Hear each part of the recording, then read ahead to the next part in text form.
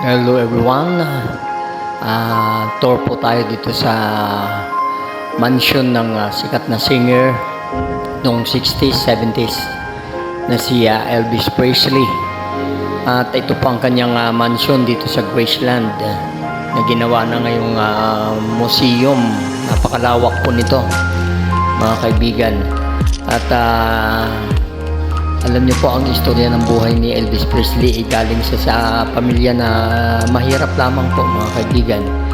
At sa edad yata na 3 taon o 4 na taon, ang kanyang ama ay nakulong. At talagang napakahirap ng buhay nila, subalit siya ay nagsumikap upang maging isang sikat na singer, mga kaibigan. Samot-sari ang kanyang pinasukan na trabaho hanggat sa siya ay na-discover na bilang isang magaling na mga awit, mga kaibigan. Magmula sa pagiging driver ng truck, siya ay naging sikat na rockstar. Elvis Presley ng Mississippi, Tupelo, Mississippi, USA. So ang gaganda ng mga gamit, talagang napakabigan. Samot-sari ang mga muebles na andito, mga kaibigan, mga gamit na talaga naman nagagandahan at puntahan. At bawal nga lang yung second floor kasi hanggang ngayon ayaw nila na mabuksan ang second floor kung saan nandun ang kwarto at bathroom na kung saan siya ay namatay. Yan po ay talagang ipinadlock, bawal pumasok ang kahit sino man, dahil ang nais daw yata ng anak na preserve kung paano iniwan ni Elvis Presley ang kanyang kwarto papunta sa CR, kasi doon sa CR namatay, na ang sabi nga ay nagkaroon ng heart enlargement or heart attack. So yun po ang ikinamatay niya sa edad na 42, napakabata, mga kaibigan. At gusto kasi nung anak na parang gumising lang ang kanyang ama, at doon pa rin yung kalat, yung kung paano ang ayos ng kwarto nang siya ay bumangon sa higaan ng madaling araw papuntang CR na kung saan doon siya namatay. So napaka-grandioso po, mga kaibigan. Ito ang kanyang mga awards, napakarami po. At ginawa na nga pong museum ang paligid nito. Makikita po natin mamaya ang kanyang museum.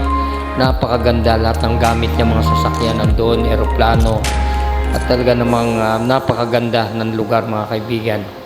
Dito po ito sa Graceland,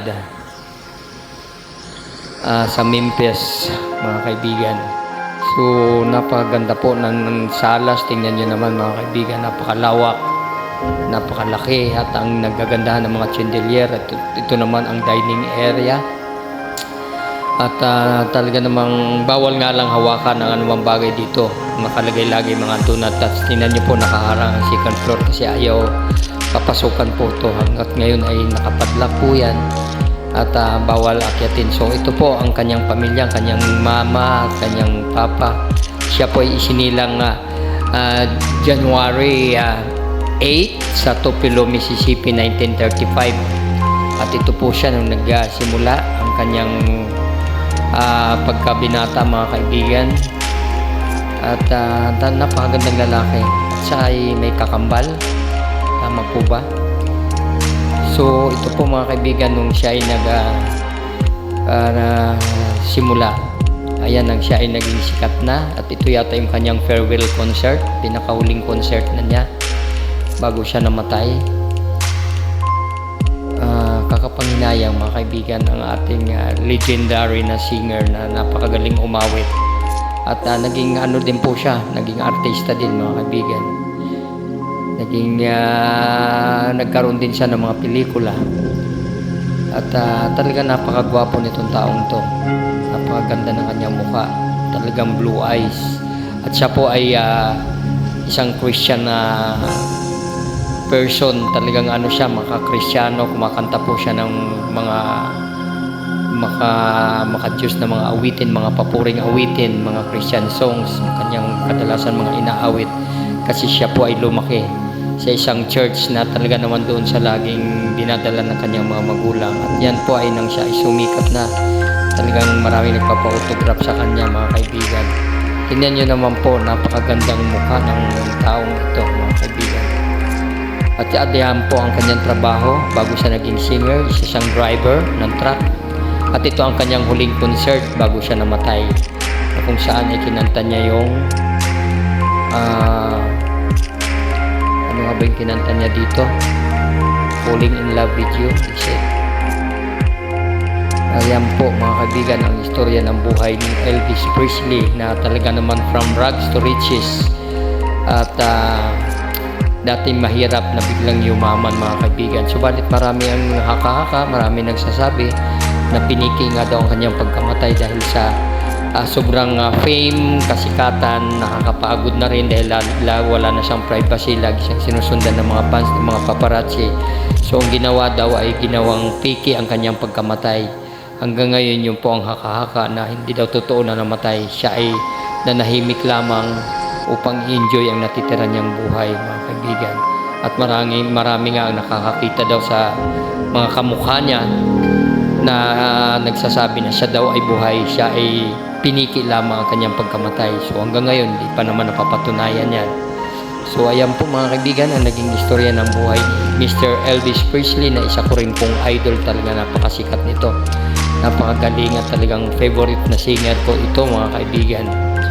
At ayan po, bukod sa gwapo, napakagaling kumanta, napakagaling umarte mga kaibigan. So ayan po, siya ay inilibing dito sa Meditation Garden ng Graceland sa Memphis, katabi ng kanyang mga magulang na namatay na rin. At nandyan na rin nakalibing ang kanyang asawa na si Priscilla Presley, at ang nagmamana yata ng kanyang kayamanan ngayon, ng kanyang bahay, ari-arian ay ang kanyang anak.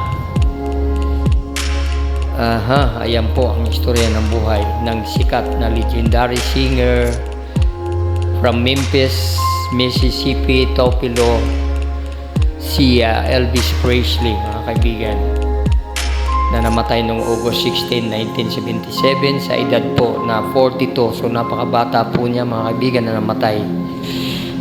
Napakaikli talaga, life is too short. So ayan po mga kaibigan, dito siya nakahimlay sa Graceland Meditation Garden, katabi ng kanyang mga magulang.